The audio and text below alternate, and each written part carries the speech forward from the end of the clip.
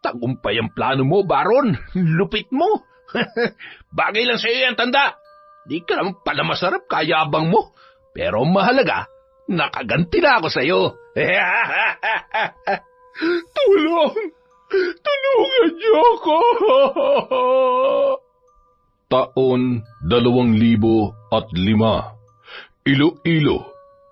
Lagpas 6:00 na ng gabi, habang pauwi sa bahay ang binatang si Dodong mula sa trabaho sa palengke bilang isang kargador sa tindahan ng mga nyog. Nakasalubong niya sa daan ang kapitbahay nila na si Baron na noon ay tila may tama na mula sa ininom na alak. May hawak pa yung bote nang lumapit sa binata. Hoy, Dodong Lampa, pahingi nga ng 20 pesos. Bibili lang ako ng yosi. Pasensya ka na, Kuya Baron. Tamang-tama lang para sa panggastos namin ni Lola yung kinita ko ngayon sa palengke. Sa iba ka na lamang muna humingi. Tila hindi nagustuhan ni Baron ang sinabing yon ni Dodong, kaya galit siya nitong nilapitan at kinwelyuhan habang nanlilisik ang mga mata na nakatitig sa kanya. Hoy bata, ayoko sa lahat yung pinagdadamutan ako Kung ayaw mong tupiin ko sa 18 yung katawan mo, ibigay mo na lang yung 20 pesos na hinihingi ko. Bitawan mo nga ako, Kuya Baron. Hindi ako nagtatrabaho para suportahan yung bisyo mo. Kung ako sa'yo, maghanap buhay ka rin. Tumabi ka nga dyan. Abataran, ay talaga bang iniinis mo ko? Gusto mo malintikan Halika nga rito. Muli nahawakan ni Baron ang damit ni Dodong at sa pagkakataong yun, sinakal niya na sa leeg ang binata. Halos hindi na makahinga si Dodong habang pilit na nagsasalita. Kuya Baron, nasasaktan ako, bitawan mo ako. Oo na, ibibigay ko na hinihingi mo. Magbibigay ka rin pala, dami-dami mong pasasat. Sa palagay mo ba madadala ako sa mga sinasabi mo sa akin? Hoy, para sabihin ko sa'yo, Dodong, hindi pa isinilang ang taong mananakot sa akin. Oo na, ito na yung 20 pesos na hinihingi mo. Bitawan mo na ako. Baka hinihintay na ako ni Lola sa bahay. Yan, madali ka lang palang kausap Sa susunod, wag mo na kasi akong pahirapan nang hindi ka rin nasasaktan. Naintindihan mo? Susubukan ko, pero hindi ako mangangako sa iyo Wag mo subukan, gawin mo. Sige na, umalis ka na sa harapan ko bago ko pa lamukusi ang pagmumukha mo. Nakahawak sa leeg na umalis na lamang si Dodong at hindi na nakipagtalo pa kay Baron. Batid niyang hindi yon ang tamang pagkakataon para tapatan ang pagiging balasubas ng lalaki. Nagpatuloy na lamang siya sa paglalakad. Sumunod naman niyang nakasalubong ang kaibigan na si Albert. Ayos ka lang ba, Dudong? Pasensya ka na, hindi ako umabot Nakita ko na lang kasi nung binitawan ka niya kanina Siraulo talaga yung si Baron. Ikaw pala, Kuya Albert. Ayos lang naman ako. Nakakainis lang kasi hiningan pa ako ng 20 pesos nung hayop na yun. Alam naman niyang sapat lang ang kinikita ko para sa amin ni Lola. Ay, oo nga pala. Saan ka pupunta? Ganyan talagang ugali ng tao kapag walang puso at lunong sa pinagbabawal na gamot. Ewan ko ba niyan kay Baron? Wala na yata talagang pag-asa magbago. Kaya iniwan na rin ng mga magulang Sukong-suko na sa ugali niya. Ay, oo nga pala, pupunta ako sa latihan. Mamamana na ng alimango. Sayang kasi, baka marami akong mahuli ngayon. Ay, nako, sinabi mo pa. Hayaan mo. Sa susunod, hindi na makakaulit sa akin yung lokong yun. Ay, sige na, Kuya. Mag-iingat ka sa latihan Baka abutan ka pa ng ulan. Lumulubog pa naman dun kapag masyado matubig. Maraming salamat, tama yan. Sa susunod, huwag ka nang pumayag na uutakan ng isang yun. Namimihasa kasi. Sige na, Dodong, tutuloy na ako. Mag-ingat kayo ni Lola Yuling, ha? Si Albert, ang kapitbahay at kaibigan ni Dodong na tumutulong sa kanila ni Lola Yuling sa mga simpleng gawain at pangangailangan. Madalas rin yung magbigay ng nahuhuling alimango at alimasag sa tuwing manggagaling ang binata sa latian. Nang makarating sa bahay si Dudong, naabutan niya ang kanyang lola na nagluluto sa kusina. Lola Yuling, nandito na po ako. Dodong, apo, nariyan ka na pala. Kumusta ang araw mo sa trabaho?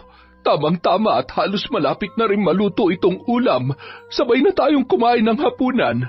Ayos lang naman po ako, Lola. Kayo po, kumusta kayo rito? Ay, teka, parang naaamoy ko yung paborito kong ulam Hulaan ko kung ano yan. Sinabawang malunggay na may itlog. Tama po ba, Lola? Nako, alam na alam mo talaga ang amoy ng ulam na gustong-gusto mo. Oo, tama ka. Yun nga ang ulam natin ngayon. Maya-maya lamang ay kakain na tayo. Alam nyo, Lola, naalala ko na naman si Nanay. Nung pong nabubuhay pa siya, yan palagi ang niluluto niyang ulam para sa amin ni Tatay. Kaya sa tuwing nagluluto ka niyan, hindi ko maiwasang mamiss si Nanay. Apo, alam kong malungkot ka pa rin dahil sa magkasunod na taon na pagkawala ng iyong mga magulang. Pero huwag ka mag-alala dahil nandito naman ako. Hinding-hindi kita pababayaan. At kahit iniwan na rin tayo ng lolo mo, naniniwala akong kakayanin nating mabuhay kahit tayong dalawa na lamang. Alam ko naman po yun, Lola. At ramdam ko rin na hindi niyo ako pinababayaan at palagi lang kayong nasa tabi ko. Ay siya, tama na ang drama at baka luto na yung ulam natin. Halika na, maglagay ka na ng mga plato at kutsara sa lamesa. Ihahain ko na ang kanin at sabaw habang mainit pa. Kasunod noon, masaya nilang pinagsaluhan ang simpleng hapunan. Tanging silang dalawa na lamang ang magkasamang namumuhay sapagkat magkasunod na pumanaw ang mga magulang ni Dodong noong siya ay nasa edad 10 taong gulang pa lamang. Makalipas naman ang 2 taon, sumunod na namatay ang kanyang lolo na asawa ni Lola Yuling dahil sa sakit sa baga. Habang nasa kalagitnaan sila ng pagkain, napansin ng matanda na tila ba malungkot at may malalim na iniisip ang apong si Dodong, kaya naman tinanong niya yun. Oh, bakit parang malungkot ka yata, Apo? Akala ko ba'y ayos ka lang dun sa trabaho mo? May iba pa bang gumugulo dyan sa isip mo? Wala naman po, Lola. Naalala ko lang yung ginawa ni Kuya Baron sa akin kanina nung magkasalubong kami habang pauwi ako. Ano ka mo? Bakit? Anong ginawa sa'yo nung siraulong Baron na yon? Talagang wala nang ginawang matinuan lintik na lalaking yun Ayaw ko na nga po sanang sabihin sa inyo, Lola, kasi alam ko na mag-aalala ka lang. Pero dahil nasimulan ko na rin naman, ikukwento ko na lamang po sa inyo. Isinalaysay ng binata sa kanyang lola ang tungkol sa nangyaring engkwentro nila ni Baron at gaya ng inaasahan, hindi na iwasan ng matanda ang mainis at magpahayag ng opinyon tungkol sa lalaki. Walang hiya talaga yon. Siya ang sakit sa ulo ng mga taga rito sa baryo natin. Hayaan mo na lamang siya at nawawala na sa sariling katinoan ng taong yon. Sa susunod, iwasan mo na lamang siya, Apo, ha? Yun na nga po ang naisip kong gawin, Lola. Mukha kasing wala nang pag-asa magbago yun Kaya hindi rin nakapagtataka kung bakit pati mga magulang niya iniwanan na siya. Hayaan mo't may araw din siya. Magkakaroon din siya ng katapat na magtuturo sa kanya ng matinding leksyon. Napapailing na lamang si Dodong at hindi na sumagot pa. Ayaw na rin niyang palalain ang usapan dahil hindi niya nais na labis na mag-alala pa ang matanda para sa kanya. Matapos nilang kumain, iniabot niya na kay Lola Yuling ang pera na kinita niya sa trabaho. Lola, ito nga po pala yung sinuweldo ko ngayong araw. Pasensya na po kasi nabawasan niya ng 20 pesos dahil nga hindi ako tinigilan ni Kuya Baron kanina. Huwag mo nang isipin yon, Apo. Teka, baka naman wala nang natirang pera sa'yo para kahit papaano ay may pambili ka man lang ng merienda habang nasa trabaho. Huwag niyo na pong alalahanin yon, Lola. Nagsabi na po si Aling Marta sa akin kanina na simula raw bukas, libre na ako ng merienda sa kanya. Total, matagal naman na daw po ako nagtatrabaho doon. Sigurado ka, Apo, ha? Alalahanin mo, hindi maganda sa kalusugan ang nagtatrabaho ng gutom at walang laman ng sikmura. Opo, Lola. Sigurado po ako. Kahit magpunta pa kayo ron bukas at tanungin niyo si Aling Marta. Ay, kung totoo man yan di maganda kung ganon. Nakakapagtaka lang at parang bigla yatang bumait sa iyong bungangera mong amo. Mabait naman po talaga si Aling Marta. Sadyang madaldal lang at bungangera. Ayaw kasi niya nang nalilate ako sa pagpasok dahil wala siyang ibang katuwang dun sa nyugan. Pero ayos lang po dahil nauunawaan ko naman siya tsaka Nakasanayan ko na rin yung pagiging ganun niya. Ang importante po, may trabaho ko. Di ba, Lola? Ay, nako, napakasipag mo talaga, Apo, at napakabuti ng puso mo. Alam kong sobrang natutuwa sa iyo ngayon ang mga magulang mo kung nakikita ka lamang nila. Masayang nagyakapan ang maglola matapos yun sabihin ng matanda. Ganoon nila pinapalipas ang pang-araw-araw na buhay. Kahit minsan kapos sa pangangailangan, subalit kontento at masaya na sila na magkasama. Kinabukasan, bago umalis si Dodong para pumasok sa trabaho ay pinaalalahanan siyang muli ni Lola Yuling tungkol kay Baron. Dodong, Apo, tandaan mo yung sinabi ko sa iyo kagabi, ha? Sakaling makasalubong at magkita kayo ulit ni Baron, ay umiwas ka na lamang at huwag mo na lang siyang papatulan. Opo, Lola, pero syempre, depende pa rin po kung paanong paraan niya ako pakikialaman. Kung alam ko naman na sobra na yung mga ginagawa niya at sinasabi niya sa akin, baka po mapilitan talaga ako na labanan siya. Ay nako, salot talagang taong yun sa lugar na ito. Ang mga kagaya niya, hindi nakakapanghinayang naburahin dito sa mundo. Ay siya, sige na, mag-iingat ka, ha? Salamat po, Lola. Kayo rin po, mag-iingat kayo rito. Lalo na mag-isa lang kayo dito maghapon. Ayos lamang ako, Apo. Nariyan naman si Albert na paminsan-minsan bumibisita rito para kumustahin ako at dalhan ng alimango.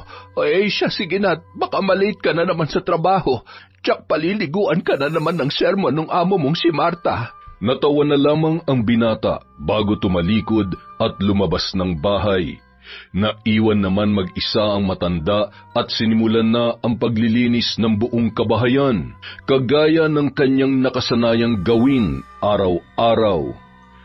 Samantala, habang naglalakad si Dudong, hindi niya maiwasang mapaisip kung ano ang ibig sabihin ng kanyang lola sa tinuran noon bago siya umalis kanina.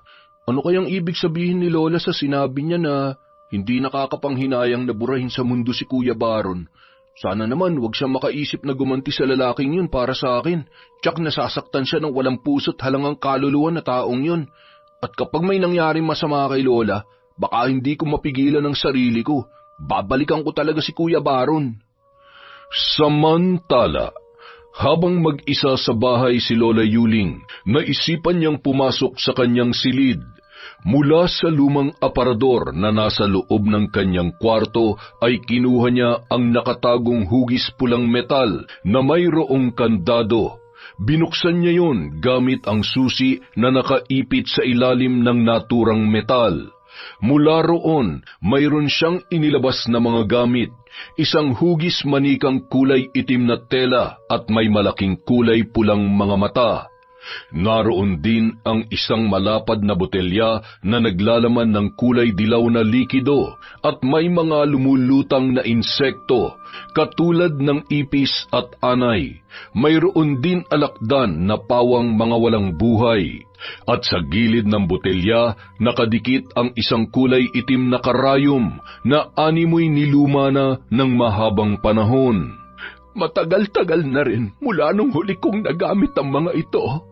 Nawa ay hindi na masundan pa ang pangyayaring yon at sana patuloy akong bigyan ng Diyos ng kababaang loob at malinaw na pangunawa para pigilan ang galit sa aking puso.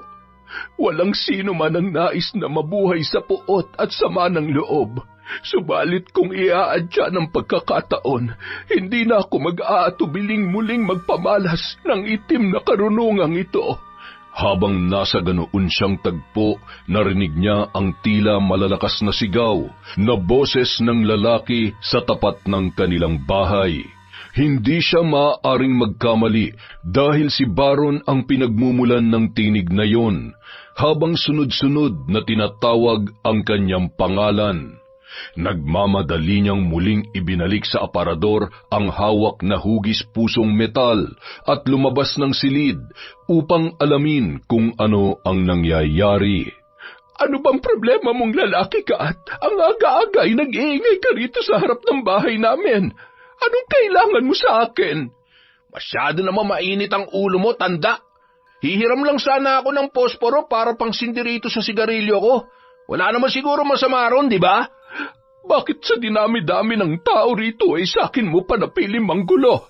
Wala akong posporo at hindi ako nakikipag-usap sa mga katulad mong salot. Hoy, Gurang, sa palagay mo ba gusto rin kita makausap, ha? Nanghiram lang ako ng posporo, yun lang. Huwag kang ilusyonada. Aba, wala ka talaga modong hayop ka. Lumayas ka rito kung ayaw mong buhusan kita ng mainit na tubig na lintik ka. Ang tapang mo naman, natma kong matanda. Sige, alis na ako. Pero tandaan mo to, ha? Hindi ako papayag na basta mo na lang ako ipagtabuyan ng ganito. Magkikita pa ulit tayo. At sinong tinakot mong buwisit ka? Sa palagay mo rin ba natatakot ako sa iyo? Hoy, Baron! Kung ang ibang tao rito sa lugar natin ay nagagawa mong sindakin, pues ibahin mo ako. Hindi porket matanda na ako at ugod-ugod na aatrasan kita. Ganun pala. Sige, pasensyahan na lang tayo, tanda. Layas! Ang dami mo pang sinasabi! Nagdadala ka lang ng kabalasan dito sa bahay namin! Matalim na tinitigan ni Baron si Lola Yuling at nagngingit-ngit na lumayo habang nanlilisik ang mga mata. At kahit malayo na sa bahay ng matanda ay hindi pa rin niya inaalis ang pagkakatitig dito. Matapos ay naghihimutok ang kalooban na ibinato niya sa malayo ang hawak na sigarilyo. Akala yata ng lintik na yun matatakot ako sa mga sinasabi at kinikilos niya. Tingnan lang natin kung hanggang saan ka dadalhin ang kayabangan mo. Isang pitik lang ng mga daliri ko, pwede kong patigilin yung paghinga mo. Pagkatapos noon, ipinagpatuloy na ng matanda ang ginagawang paglilinis ng bahay.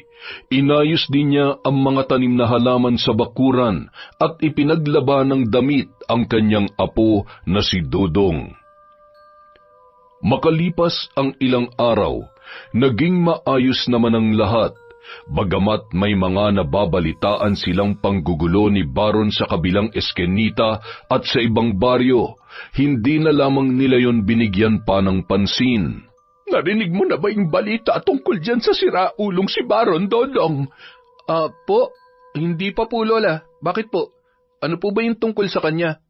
Galing dito si Albert kaninang umaga. Ibinalita niya sa akin na may binugbog daw na lalaki ang si Baron dun sa kabilang kalye kagabi. Ang sabi napatingin lang daw sa kanya yung lalaki tapos pinagsusuntok niya na kahit wala namang ibang dahilan.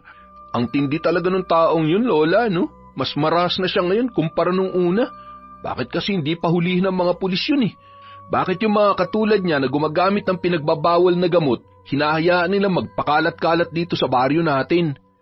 Hindi kasi ganong kadali yun, Apo. Lalo pat nasa kabayanan ng mga pulis na dapat sana itutulong sa atin. Isa pa, ilang beses na bang nakulong ang lalaking yan matapos ayun, makalipas lang ilang araw, buwan o taon ay nakakalaya rin naman. Palagay ko tinatanggihan na lang yan dun sa kulungan dahil wala na rin namang pagbabago. O kaya may nagbibigay sa kanya ng proteksyon. Basta Lola, palagi kayo mag-iingat dito sa bahay ha. Wala akong tiwala dun kay Kuya Baron. Tsaka nag-aalala ako para sa inyo. Apo, wag mo akong alalahanin. Ikaw nga ang iniisip ko dahil ikaw ang palaging nasa labas. Ano lang pa yung abangan ka niya o kaya naman puntahan ka ron sa palengke para gawan ng masama. Pero yun ang wag na wag niyang susubukang gawin dahil ako ang makakalaban niya. Lola, nakikiusap po ako. Kahit anong gawin ni Kuya Baron, huwag niyo na rin lang po siyang patulan. Katulad po ng lagi niyong sinasabi sa akin. Baka po kasi saktan niya kayo. Nako, Lola, hindi ko po talaga alam kung ano magagawa ko kapag nangyari yun. Sige na. Huwag na natin siyang pag-usapan at baka makadagdag lang yan sa mga isipin natin. Siya nga pala, may dala ring mga alimango si Albert nung pumunta rito kanina. Ginataan ko na yung iba at yung iba naman ay iginisa ko sa luya. Ang mabuti pa ay kumain na tayo. Si Kuya Albert talaga. Hindi nakakalimot dalan tayo ng biyaya. Baka mga mo'y alimango na yung pawis at tutot ko nito, Lola. Loko ka talagang bata ka. Halika na habang mainit pa yung kanin. Minsan kaya, Lola, yayain mo nang kumain dito si Kuya Albert para naman makasabay din natin siya. Yun na nga ang sinabi ko sa kanya kanina. Ang kaso ay nagluto rin daw yung nanay niya ng ulam, kaya doon na siya kumain sa kanila. Nakakahiya naman kung babaliwalain niya yung pagkaing luto ng nanay niya dahil niyaya ko lamang siya. Sa bagay nga po. Tara Lola, kumain na lang tayo. Matapos yun, muling masayang nagsalo ang maglola sa hapagkainan. Lihim naman na nagdarasal si Dudong para sa kaligtasan ng kanyang mahal na lola. Lalo pa at madalas ay mag-isa lamang yun na naiiwan sa kanilang bahay. Nung mga sumunod na araw, naging maayos naman ang lahat. Subalit isang umaga, habang papunta sa palengke ang binatang si Dudong, muli niyang nakasalubong sa daan ang pakalat-kalat na si Baron. Iiwas sana siya, ngunit mabilis siyang hinarang ng binata. Hoy, Dodong, pahingi nga ng 50 pesos. Idadagdag ko lang dito sa pambili ko ng alak. Wala pa akong pera, Kuya Baron. Nakita mo naman papasok pa lang ako sa trabaho eh. Tsaka, ang aga-aga, iinom ka na.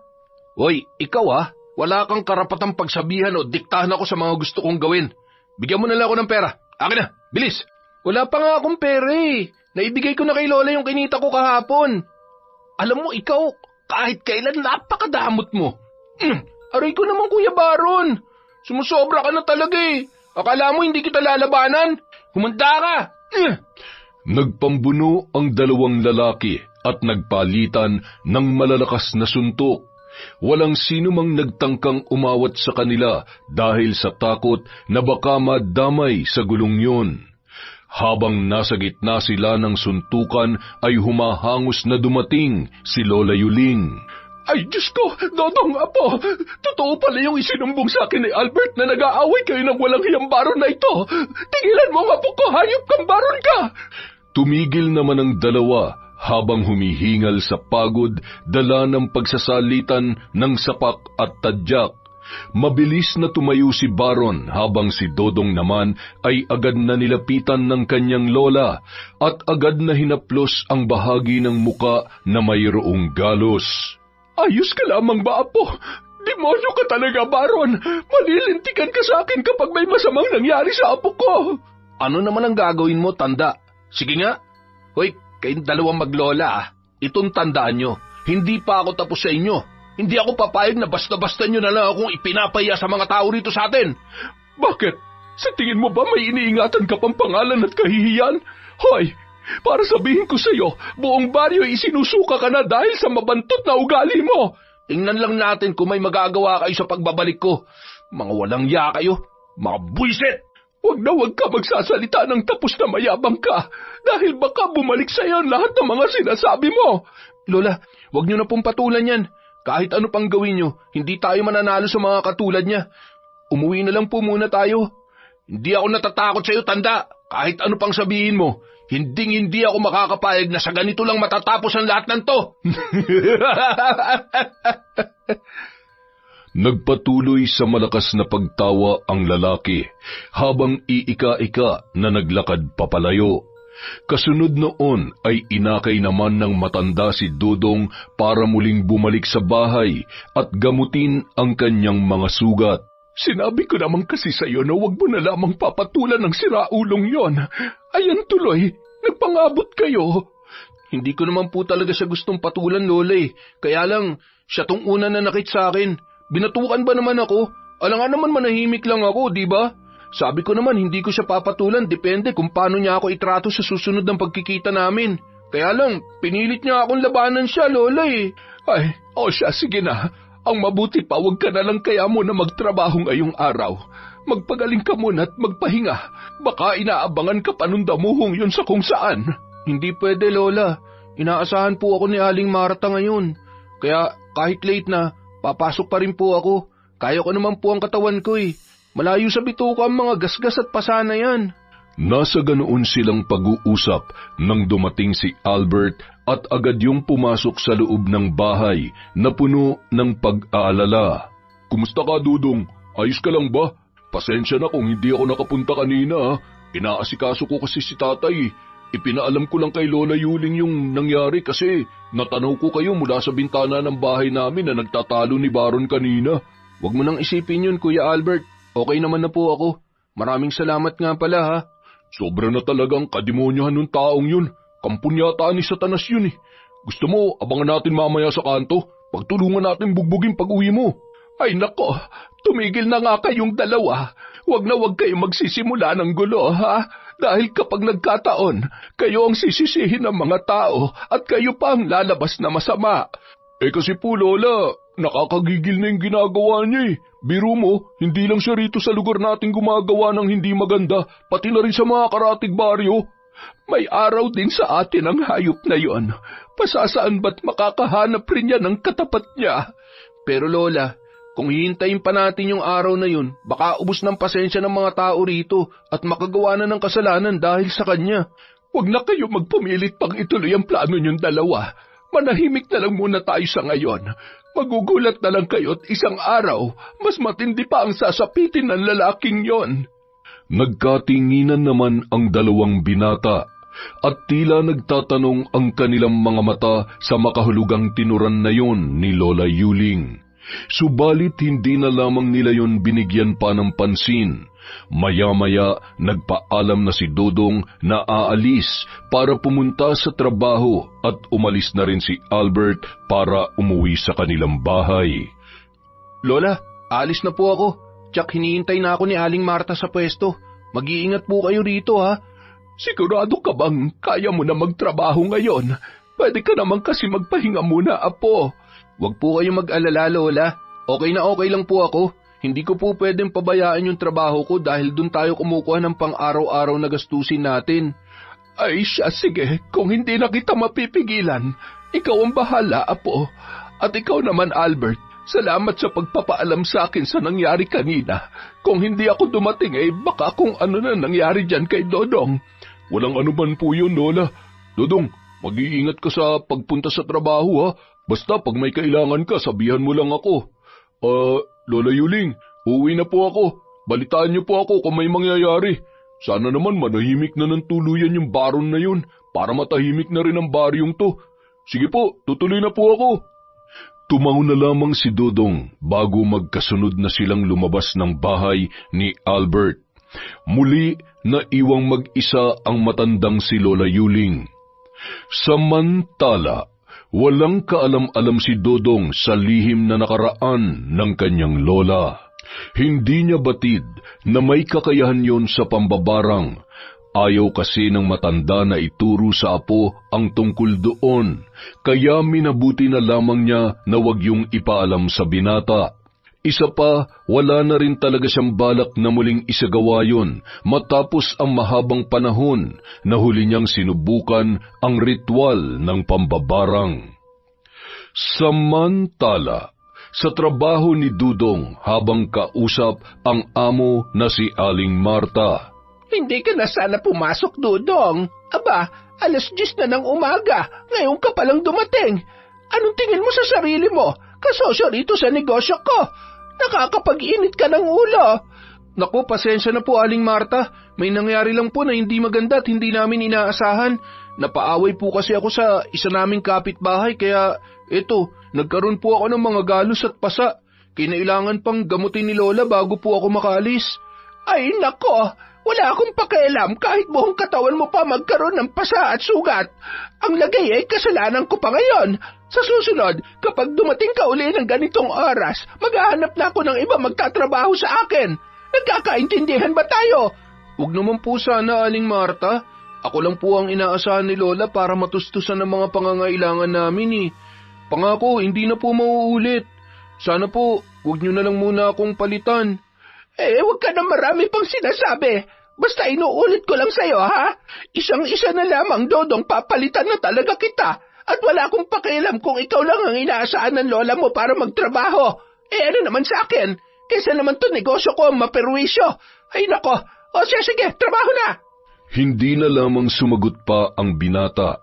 Sa halip ay mabilis na siyang kumilos para simulan ang kanyang trabaho.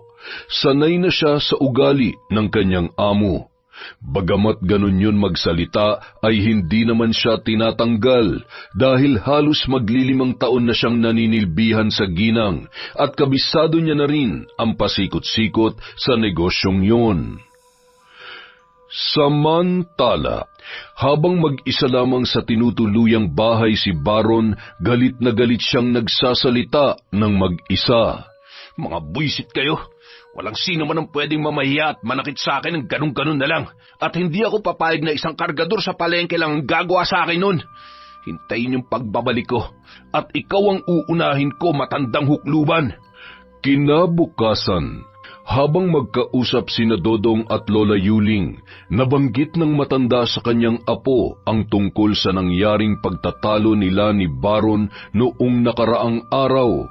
Hindi kasi niya yun masabi kay Dodong ng mga nagdaang araw dahil batid niya na sariwa at mainit pa ang nangyaring gulo sa pagitan ng dalawang lalaki. Kumusta nga palang trabaho mo, apo? Nasermonan ka ba ni Marta? Ayos lang naman po, Lola.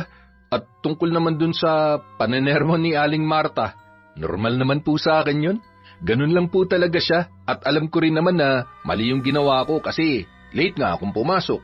Pero syempre, minsan natatakot pa rin ako kapag sinasabi niyang tatanggalin ako sa trabaho kapag inulit ko pa yung pagiging late ko.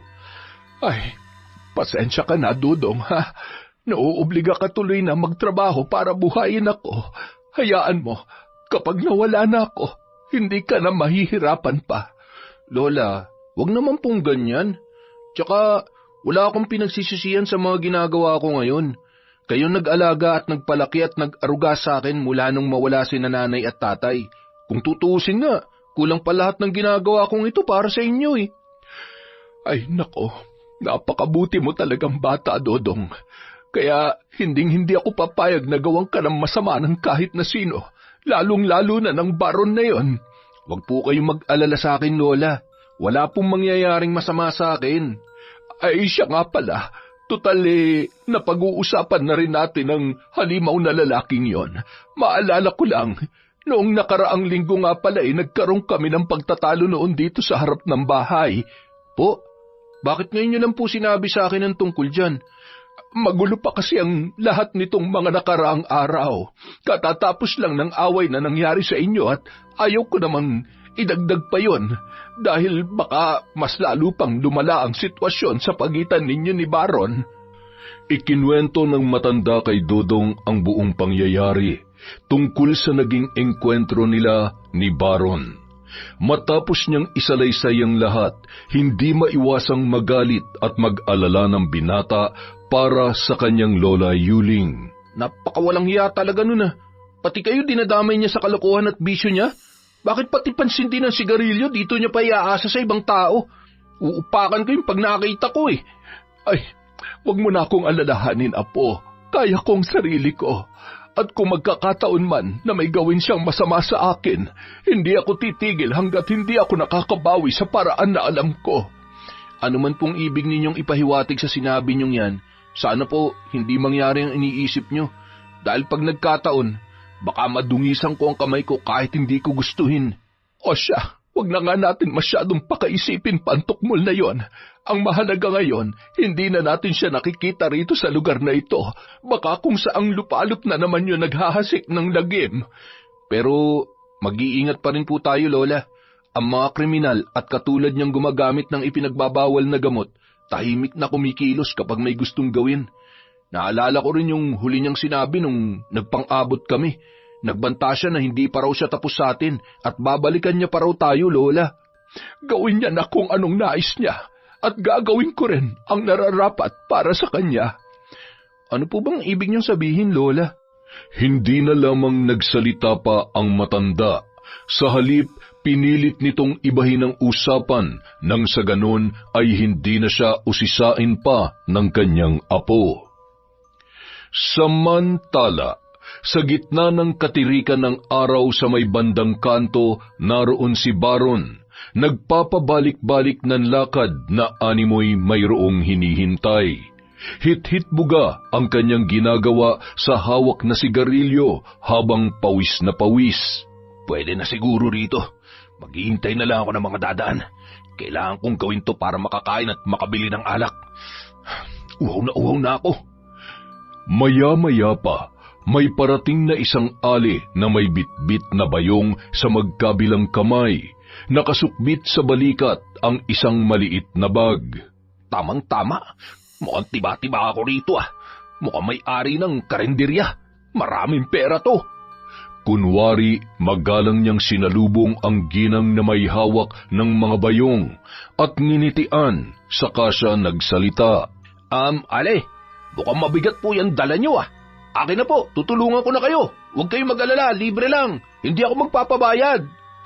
Ay, salamat naman at may nagmagandang loob rin sa wakas. Sige nga, ihot. Ngawit na rin ako eh. Wala kasing masakyan na tricycle. Nang ibaba ng ali ang isang bayong sa lupa, mabilis ang mga kamay na hinablot ni Baron ang bag noon na nakasabit sa kanyang balikat. Tagumpay naman na nakuha yun ng lalaki at singbilis ng hangin na kumaripas ng takbo papalayo. Ay, magnanakaw! Diyos ko, yung bag ko kinuha ng magnanakaw! Tulungan niyo po ako! Tulong! At dahil walang masyadong taong dumaraan sa lugar na yon, walang sino mang tumulong sa ali hanggang sa makalayo at hindi niya na nakita pa kung saan nagsuot si Baron. Dahan-dahan at nanginginig ang mga tuhod na tila nawawalan ng pag-asa. Napaupo na lamang ang ali sa lupa habang umiiyak. Kinagabihan, kauuwi pa lamang ni Dodong buhat sa trabaho, kausap ang kanyang lola sa sala nang marinig nila ang pagkatok at pagtawag ni Albert sa kanilang pangalan. Pinagbuksan siya ni Dodong at pinapasok sa loob ng bahay. Kumusta, Kuya Albert? Mabuti na padalaw ka. Ayos lang naman ako, Dodong. Magandang gabi po, Lola Yuling. May narinig lang akong balita tungkol kay Baron. Nako, hindi na sana ako interesado pang pag-usapan ng tungkol sa mga demonyo, pero, sige na, anong nabalitaan mo tungkol sa lalaking yon? Patay na ba? Nako, patawarin po ako ng Diyos. Ay, si Lola talaga. Pero Tsak, masamang balita na naman yan. Sana lang hindi siya rito gumawa ng panibagong gusot sa baryo natin. Tama ka, Dudong. Masamang balita nga talaga. Si Baron daw kasi nang snatch ng bag ng isang ali na may-ari ng kainan dun sa kabilang baryo. Natsyempohan niya raw yung ali na dumaan dun sa kanto kaya nagawa niya yung plano niya. Nakita mo na? Ang hinayupak na yon. Kung hindi rito sa atin gumagawa ng problema ay sa ibang tao naman. Bakit ba kasi hindi na lang mamatay ang lintik na yan? Nakakaawa nga yung ali kasi pambayad niya pala sa upa ng pwesto yung 5,000 nasa wallet na nasa loob ng bag niya na kinuha ni Baron. Bakit hindi nila ipablatter at ipahanap sa pulis? Marami naman makakapagturo kung saan ang bahay na tinutuluyan nun, di ba? Yun pa nga ang problema eh. Ginawa na nila yun kaya lang wala na raw siya dun sa bahay niya. Wala na rin yung mga gamit at hindi na rin alam ng mga kapitbahay natin kung saan siya nagpunta. Malamang nagtatago na yon. Sukat ba namang makakuha ng 5,000, di ilang araw niyang panggastos yon. Paano kasi walang trabaho at walang nagpapalamon sa kanya kaya tanging pagnanakaw na lamang ang ginagawang diskarte? Hindi ko na alam kung tao pa ba maituturing yan si Kuya Baron. Alam ko naman dati pa siyang ganyan pero habang tumatagal parang mas lumalala pa siya. Kung totoo nga nagtatago na siya at nagpakalayo-layo na, ibig sabihin, magandang senyales yan para sa atin at sa mga taga rito kasi wala nang salot at gagawa ng gulo. Alam kong hindi magtatagal, lalantad ulit yun. Di ba nagawa rin niya yun dati? Pero makalipas lang ang ilang linggo, nagpakita na ulit na parang wala lang nangyari. Walang katapusan ang kasamaan ng taong merong bisyo na katulad niya. At halangang bituka, tandaan niyo yan. Pero sana kung nasaan man siya ngayon, doon na siya mailibing ng buhay. Ewan ko ba, hindi pa rin tayo sigurado sa ngayon. Basta mag-iingat pa rin tayo at huwag tayo magpakakampante. Maraming salamat sa pagbabalita, Kuya Albert ha. Ikaw rin, palagi kang mag-iingat. Walang anuman. Lola Yuling, palagi kang magsara ng pintuan kapag mag-isa ka lang dito ha. Maganda na po yung sigurado tayong lahat. Maraming salamat sa paalala mo, Albert.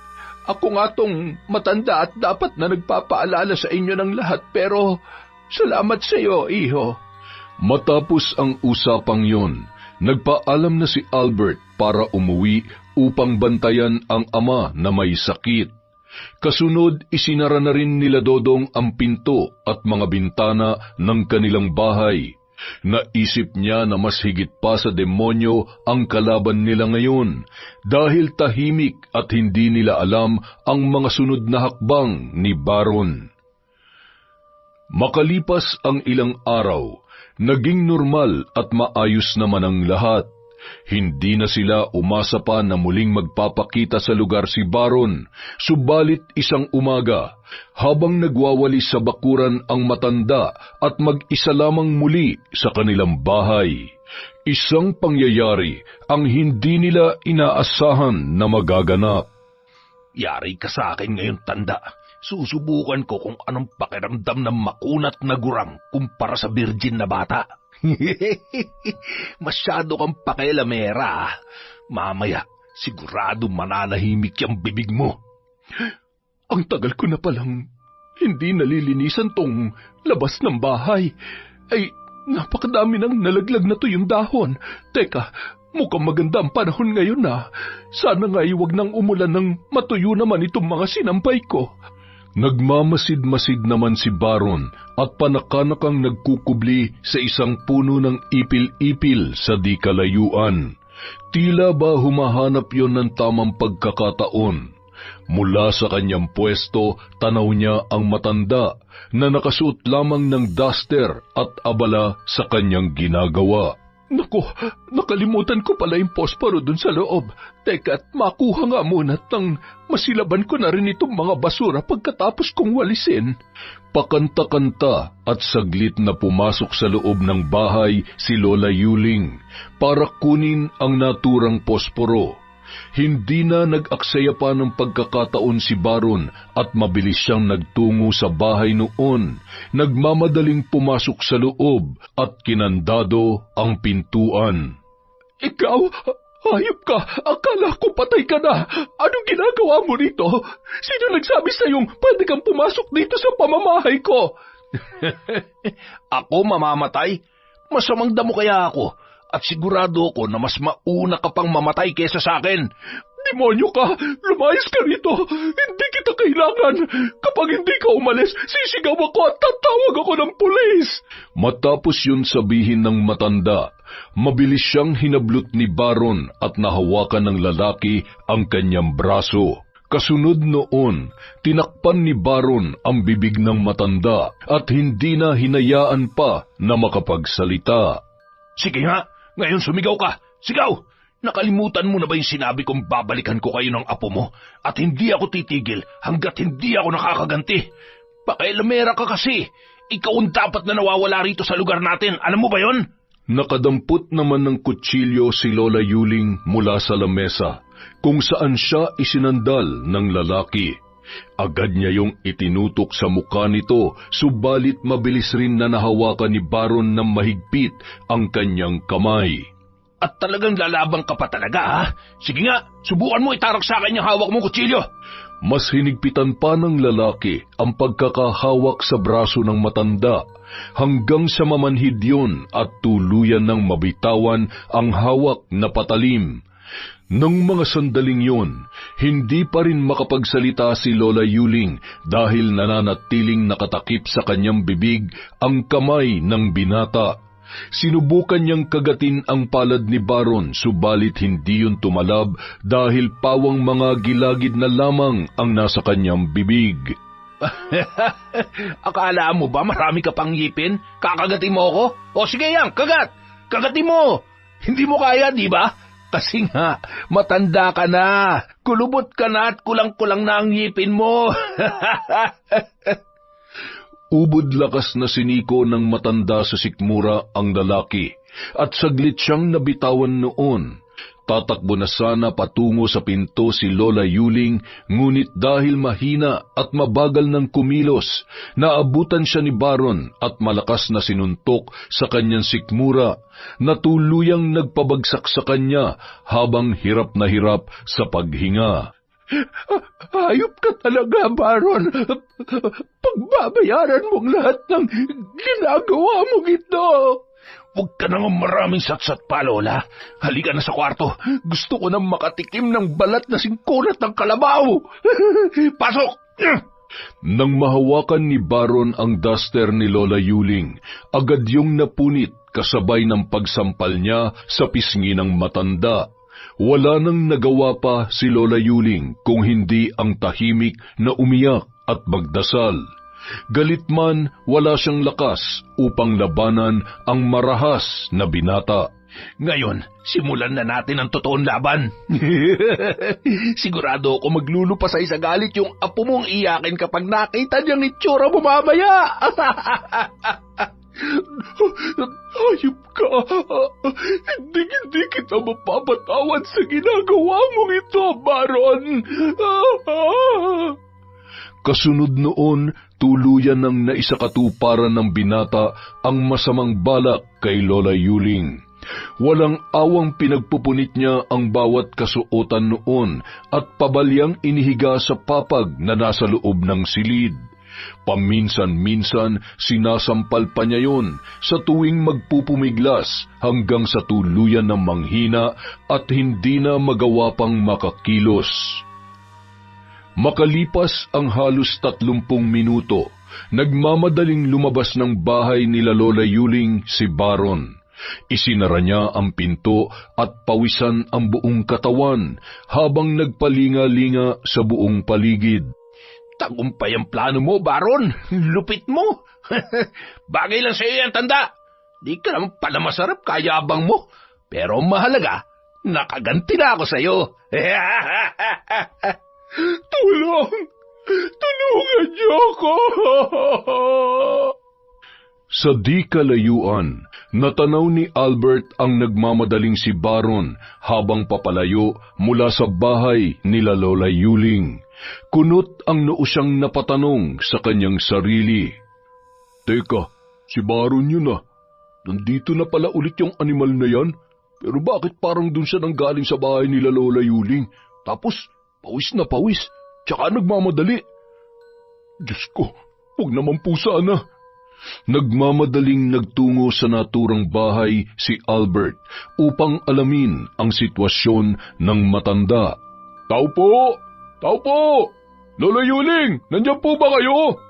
Nang walang marinig na anumang sagot mula sa loob, itinulak niya ang pintuan para mabuksan. Inisa-isa niyang suriin ang bawat parte ng bahay upang hanapin si Lola Yuling. Hanggang sa marating niya ang silid na kinaroroonan noon, at laking gulat niya, halos hindi siya makapaniwala sa kanyang nasaksihan. Diyos ko, Lola Yuling, ano pa nangyari? Bakit puro pasayang braso niyo at bakit putok yung mga labi ninyo? Si Baron po ba may gawa nito sa inyo? Habang nakabalot ng manipis na lumang kumot ang matanda, nakahigayon sa papag at halos hindi na kayang magsalita pa. Subalit sa hirap na boses ay pinilit niya pa ring sumagot. Pinagsamantalahan ako ng hayop na Baron na yon. Bigla na lamang siyang pumasok dito sa bahay at ginahasa niya ako, Albert. Ang walang hiyang yun, sinasabi ko na nga ba eh. Kaya pala nakita ko siya nagmamadaling lumabas galing dito sa bahay ninyo. Hindi pwedeng hindi ito malaman ni Dodong. Papakiusap, Albert, utang na loob. Huwag mong ipaalam at huwag mong sasabihin kay Dodong ang nangyari. Siguradong susugurin niya si Baron at ayaw kong mapahamak siya ng dahil lamang sa akin. Pero Lola Yuling, kailangan nating mapanagot si Baron sa ginawa niyang yan sa inyo. Kailangan niya makulong at humarap sa batas. Ako na lamang ang bahada, Albert. Sa ngayon, sundin mo na lang ang pakiusap ko sa iyo na huwag sasabihin sa aking apo ang nangyaring ito. Magdadahilan na lamang ako ng ilang bagay basta ayaw ko siyang mapahamak sa kamay ni Baron. Mangiyak-ngiyak na pinagmasdan ni Albert ang kalagayan ng matanda, habang napapapikit sa labis na awa doon. Kasunod ay ikinuha niya yon ng tubig na maiinom at inalalayang makaupo sa papag. Ilang saglit pa, kahit papaano ay nagkaroon na ng konting lakas si Lola Yuling. Maraming salamat sa iyo, Albert. At nagpapasalamat pa rin ako dahil hindi ako tinuluyan ng lintik na lalaking yon. Pero inaasahan kong wala kang anumang sasabihin kay Dodong. Kung napaaga lang sana ako ng punta rito, baka ako pa mismong pumugot sa ulo ng demonyong Baron na yun. Labis-labis ng kasama ang ginagawa niya, Lola Yuling. May tamang pagkakataon para sa paghihiganti, Albert. Ipaubaya na lamang natin yun sa Diyos. Teka, baka may gagawin ka pa. Kung ako ang iniisip mo, ayos na ako. Maraming salamat ulit sa iyo, Albert.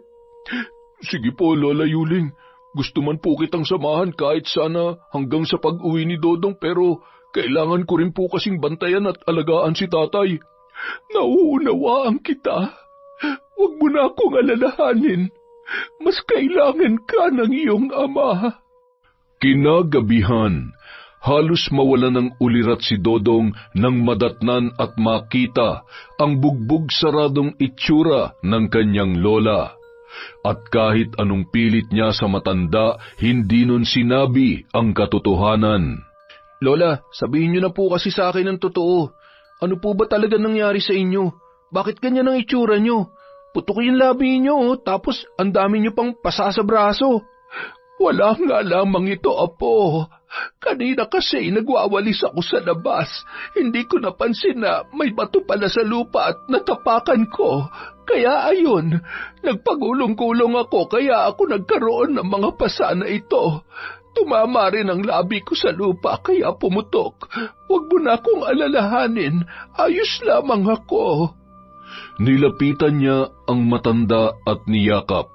Mabuti na lamang nakapagbihis na noon si Lola Yuling, kaya hindi na nakita pa ni Dodong ang mga pasa sa kanyang katawan. Naramdaman ng binata na tila mainit ang kanyang lola at napagtanto niya na nilalagnat yun. Saglit lang po, Lola. Lalabas lang po ako para bumili ng gamot. Kailangan niyo po yung inumin kasi nilalagnat na kayo. Huwag ka na mag-abala pa. Magiging maayos din ang lagay ko. Teka, kumain ka na ba? Ipaghahain kita, kaya lang ay hindi ako nakapagluto ng ulam. Hindi pwedeng hindi kayo iinom ng gamot, Lola. Kailangan niyong gumaling para hindi na lumala pa yung kondisyon niyo.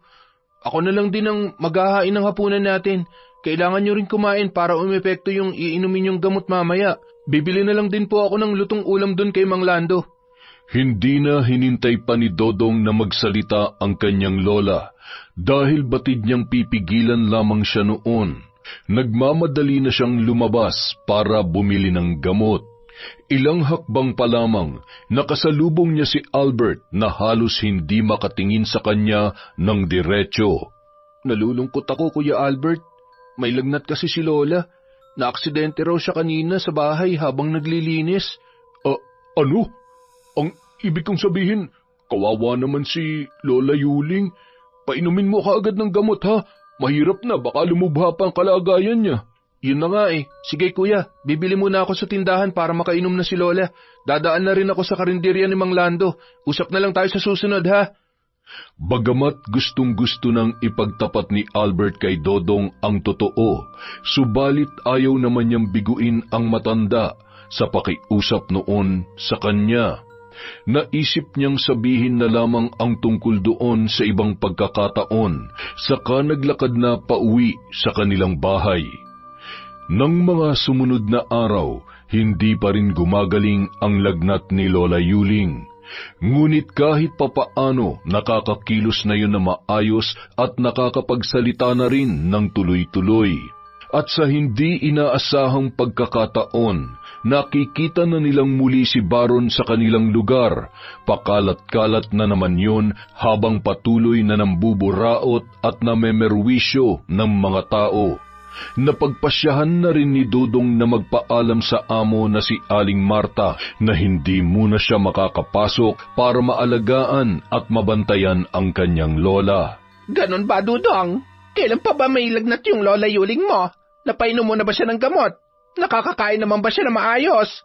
Nung isang araw pa po eh. Opo, nakakainom naman siya ng gamot at pinapakain ko po, kahit lugaw lang para magkaroon ng laman ng sikmura niya. Lugaw? Diyos mio, paanong lalakas at gagaling ang lola mo kung puro lugaw lang ang ipapakain mo? Yun lang po kasi ang kaya kong ibigay sa kanya, tsaka gusto rin naman daw po niya ng lugaw. Gusto niya kasi wala na siyang pagpipilian. O siya, sige, itong pera. Ibili mo ng prutas, gamot at maayos na pagkain ng lola mo para gumaling naman kaagad. Pasensya ka na kung hindi ako makakadalaw sa kanya, ha? Alam mo namang hindi ko pwedeng iwanan to negosyo ko. Ikumusta mo na lamang ako sa kanya. Naku, maraming salamat po, Aling Marta. Hindi ko naman po inaasahan to. Nagpunta lang po ako rito para magpaalam at para hindi ninyo ako palitan dahil baka po ilang araw pa akong hindi makapagtrabaho. Sige na, tanggapin mo na yan. At tungkol naman sa trabaho mo rito, hindi naman kita papalitan talaga. Ang hirap na makahanap ng tunay na mapagkakatiwalaan at masipag na trabahador sa panahon ngayon. Ang mahalaga, pagalingin mo muna yung lola Yuling mo, saka ka na lamang bumalik kapag okay na siya, ha? Maraming salamat po sa pangunawa, Aling Marta. Hayaan niyo po, pagkagaling ni Lola, magtatrabaho na ako agad rito para mabayaran ko tong ipinahiram ninyo. Hoy, sino nagsabing hiram mo yan? Huwag mo nang bayaran yan. Tulong ko na yan sa inyo ng lola mo. Ay siya, sige na, baka hinihintay ka na nun. Naluluhang umalis si Dodong matapos ang usapan nilang yon ng kanyang amo. Hindi kasi siya makapaniwala na kahit masakit magsalita si Aling Marta ay handa yung tumulong sa kanila ni Lola Yuling. Makalipas ang ilang araw, bumuti na ang lagay ng matanda. Nagpasya na noon na bumalik sa kanyang trabaho si Dodong kinabukasan. Habang kausap niya si Albert sa tindahan, hindi na yun nakatiis. Ipinagtapat na sa kanya ang nangyari sa kanyang lola. Kuya Albert, ayos ka lang ba? Bakit parang ang lalim yata ng iniisip mo? Ako medyo masaya na kasi magaling na si Lola. Sa wakas makakabalik na rin ako sa trabaho. Dodong, may gusto kong ipagtapat sa iyo eh. Huwag ka sanang magagalit sa akin dahil inilihim ko ang katotohanan, ha. Yun kasi ang pakiusap sa akin ng lola mo eh. Pero hindi na kasi kaya ng konsensya ko na hindi sabihin sa iyon lahat dahil alam kong karapatan mo itong malaman. Teka, ikaw ba talaga yan, Kuya Albert? Sobrang seryoso naman yata niyan. Ano ba yun? Sige na, sabihin mo na. At doon isa-isang ipinagtapat ni Albert ang lahat. Mula sa nakita niyang paglabas ni Baron sa kanilang bahay hanggang sa nasaksihan niyang itsura ni Lola Yuling sa kwarto nito. Nagpupuyos at halos umusok ang ilong ni Dodong sa labis na galit dahil sa kanyang natuklasan. Nagpasalamat din siya kay Albert sa pagiging tapat noon sa kanya. Nagmamadaling sinugod ni Dodong si Baron na noon ay nagkakarakrus sa di kalayuan, kalaro ang mga kakilalang lasinggero. Nag-aalalang sumunod naman si Albert kay Dodong habang pilit siyang pinipigilan, subalit hindi niya maawat ang kaibigan, kaya wala na siyang nagawa kung hindi ang sumunod na lamang kay Dodong. Hayop ka talaga, Kuya Baron! Mas masaul ka pa sa demonyo! Aba, lokon to ah! Bakit mo ako sinuntok ha? Nasisiraan ka na ba ng ulo? Bakit hindi? Ang laki na kasalanan ginawa mo sa lola ko at hindi ako papayag na ganun lang yun! Lintik ka, nakakadami ka na! Hetong sa'yo gunggong ka! Matapos muling suntukin ni Dodong ang lalaki sa ikalawang pagkakataon ay tinadyakan naman siya noon.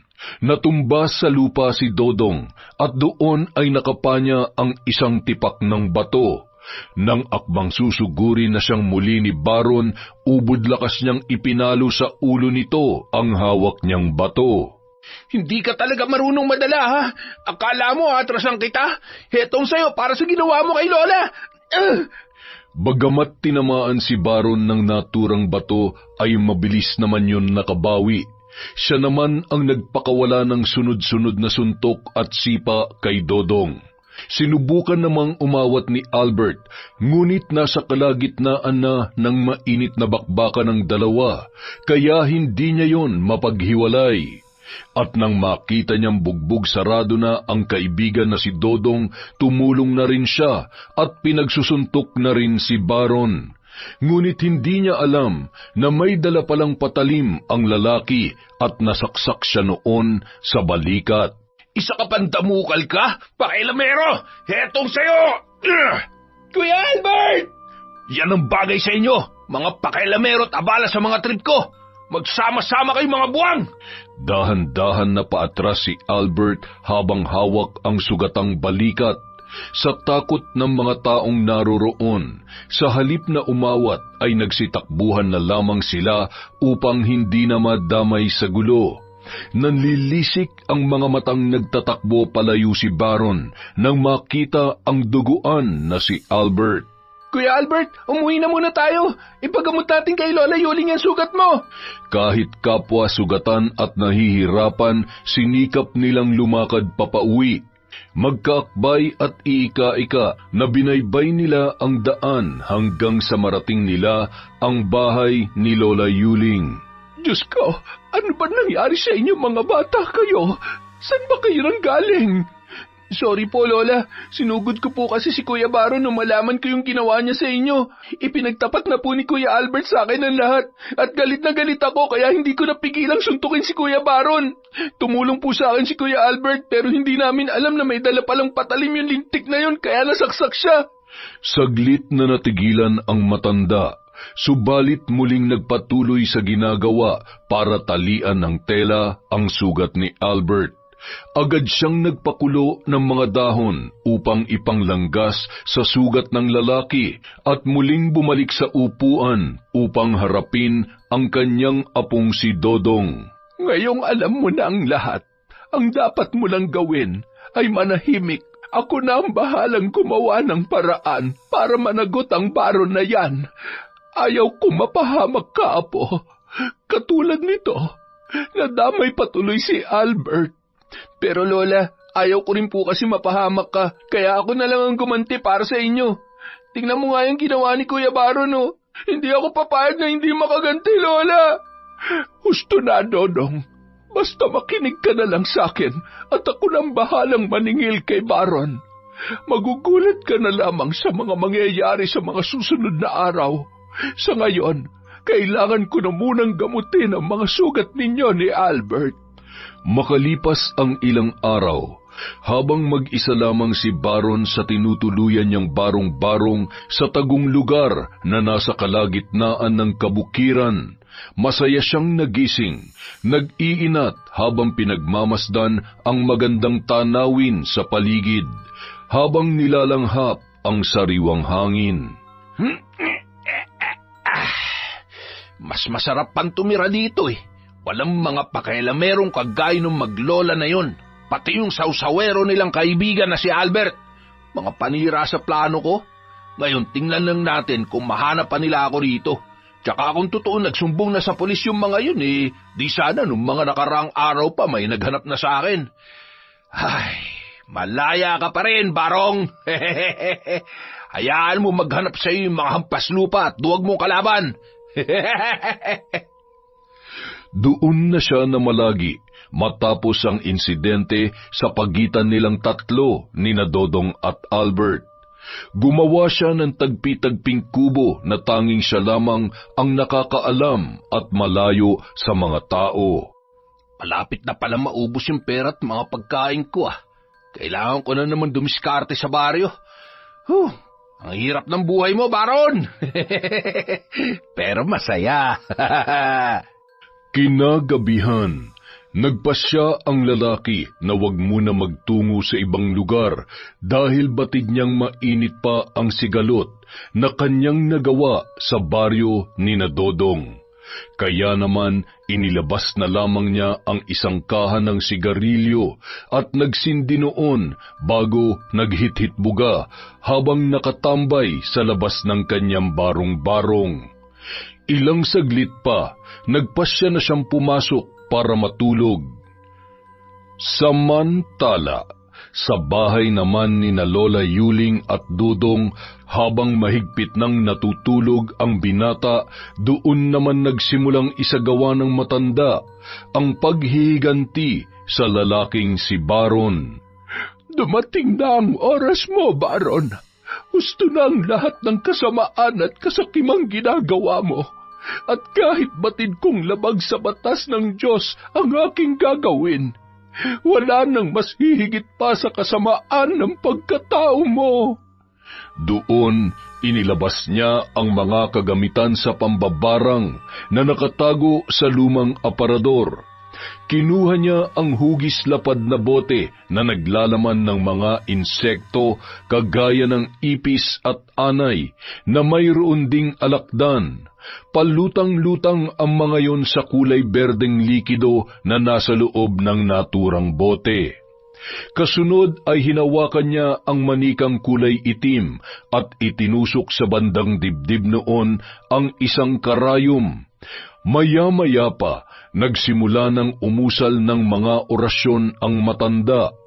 Mahina sa simula hanggang sa palakas ng palakas na animoy sumasagisag sa matinding galit at puot. Samantala, biglang nagising si Baron mula sa mahimbing na pagkakatulog. Nasusuka ako. Lintik. Storbo naman oh. Natutulog ang tao eh. Ha? Ano to? Bakit? Ba't may anay? Saan nagaling ang mga insektong to? Bukod pa ron, nag-iiwan din ng mga piraso ng lupa ang bawat anay na lumalabas sa kanyang bibig. Parami ng parami ang lupa na yun hanggang sa mabarahan na ang kanyang lalamunan. Tinangka pa sana niyang sumigaw para humingi ng tulong, ngunit hindi niya na nagawa dahil napuno na ng lupa ang kanyang bibig. Maya-maya pa, naramdaman niyang tila unti-unting napupunit ang balat sa buo niyang katawan. Naglilikha yun ng mga sugat na parabang nasusunog.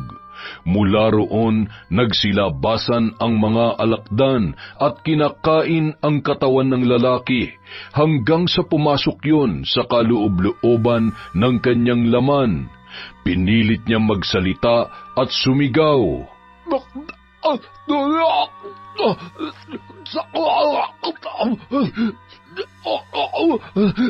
Walang iya baka anak na to. Ako pag ginawa bulot na. Muli, namilipit si Baron sa sakit habang unti-unti na kinakain ng mga alakdan ang bawat bahagi ng kanyang katawan. Pumasok ang mga yun sa kanyang tainga, ilong at mata. Maya-maya pa, kusang dumilat ang kanyang mga mata na animoy may malakas na puwersa na pilit yung ibinubuka. Mula roon, nagsipulasan ang iba't ibang kulay ng ipis. Ilang saglit pa, sumirit ang pinaghalong malapot at mabahong amoy ng dugo at nana. Isang pinakamalakas na sigaw ang pinakawalan ni Baron bago siya tuluyang nalagutan ng hininga. Kinabukasan. Ay, Dodong, di ba malapit kayo ron sa malawak na gulod na katabi ng bukid? Po? Opo. Bakit po? Ano pong meron dun? Wala ka bang nabalitaan kanina bago ka umalis sa lugar ninyo? May natagpuan daw na patay dun na.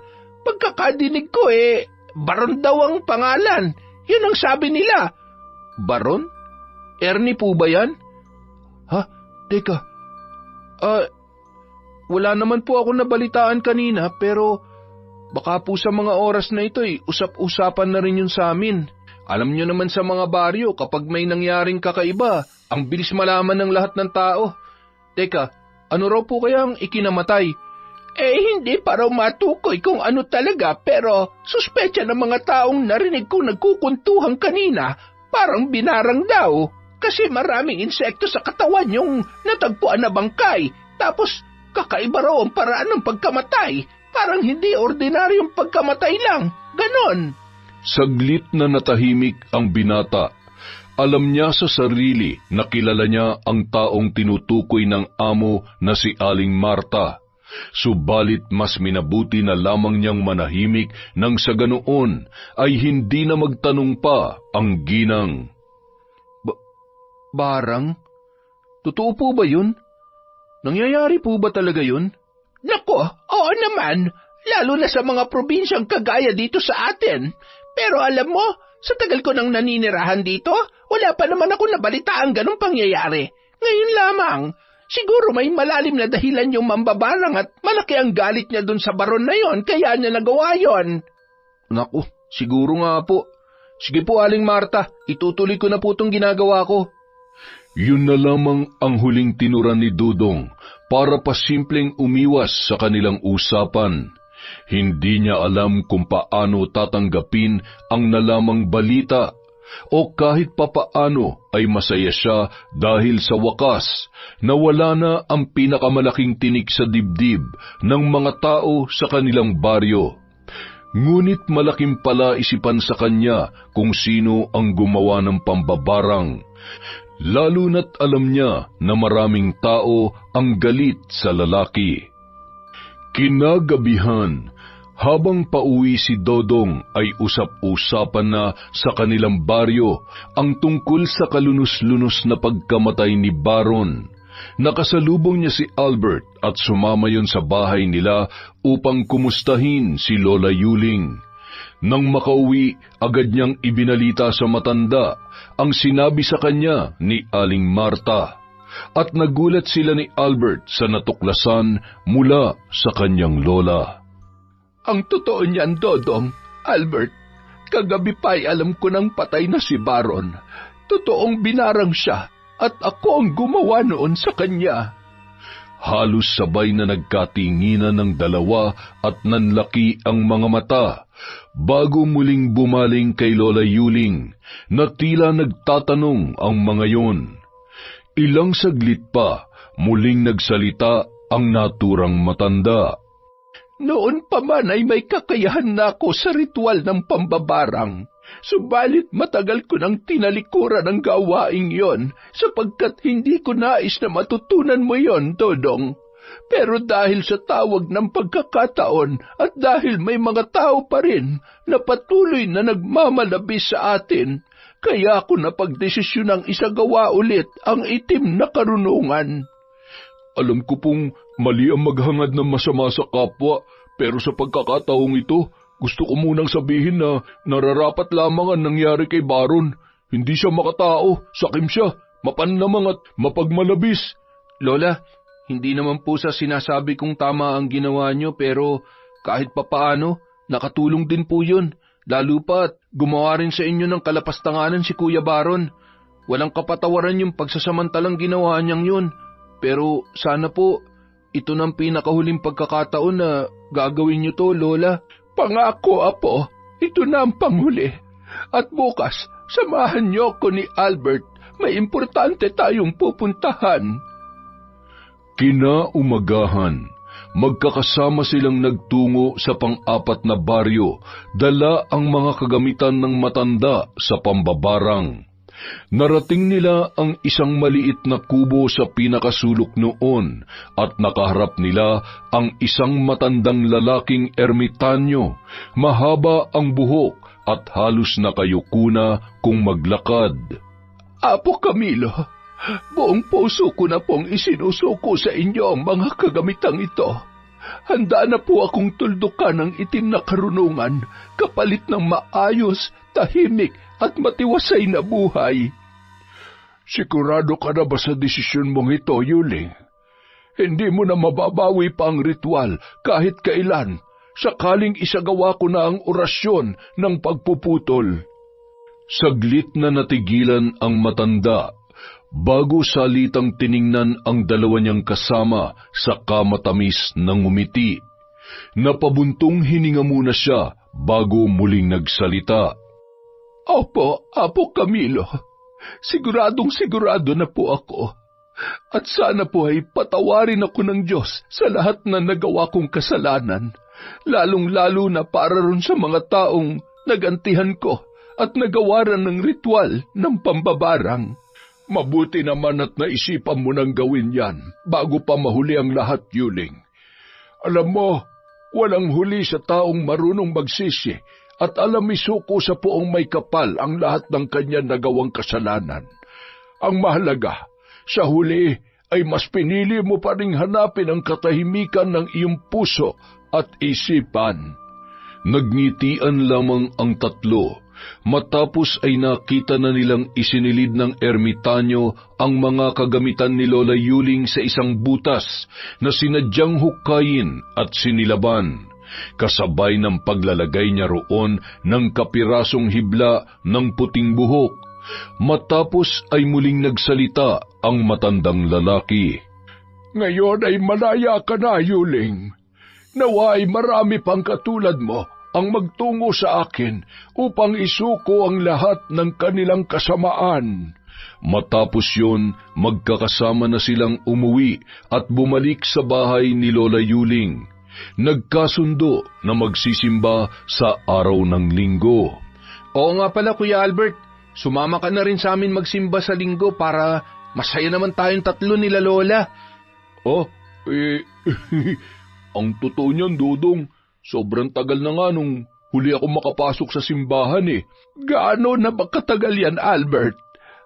Huhulaan ko. Siguro ang huling pasok mo sa simbahan ay noong bininyagan ka pa. Tama ba? Sobra naman po kayo, Lola. Hindi naman po. Nung pong first communion. Pero alam nyo, kahit alam kong masusunog ako sa loob nun, sige, sasama na po ako sa inyo sa linggo. Yun huwag ka mag-alala, Kuya Albert. Kapag nasunog ka, ilalagay ka na lang namin ni Lola sa maliit na banga para naman may maiwang alaala sa tatay mo. Uy, loko ka. Baka magkatotoo yung sinasabi mo, ha? Huwag naman sana. Ay, nako. Huwag ka mag-alala, Albert. Dahil kung totoong kukunin ka na ng langit, di sana noon pa, nung nasaksak ka ni Baron. Ibig sabihin, marami ka pang misyon dito sa mundo. Natapos sa masayang tawanan ang usapan nilang yun, at mula noon, maayos at tahimik nang namuhay ang mga tao sa kanilang baryo. Nagsimulang maniwala ang mga residente sa lugar na hindi talaga ang kababalaghan ang tunay na nagbibigay ng sigalot sa isang lipunan, kung hindi ang kapwa-tao lamang na may ugaling sakim, makasarili at walang takot sa Diyos. Yun! Napakaganda naman ng kwento na yon. Dahil po dyan, meron na naman tayong shout out. Simulan po natin kay Capricorn 08 Rose Vida Della. Hello kay Resil Nalix, kay Mami Riza, kay My Favorite Song Collection, Imelda Pasqua, Marian Laborte, Mary Kit, Mary DeCane, John Chris, Jennifer Camacho.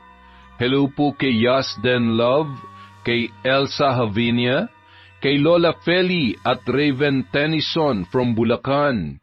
Hi po sa Galedo family from Babes, kay Kiana Samantha, Jana May at Cyril Creo. Kay San Pitts Duyog din from Jade Creo. Hi din po kay Ann Narciso, Cabral family from Estela Cabral da Silva of Switzerland.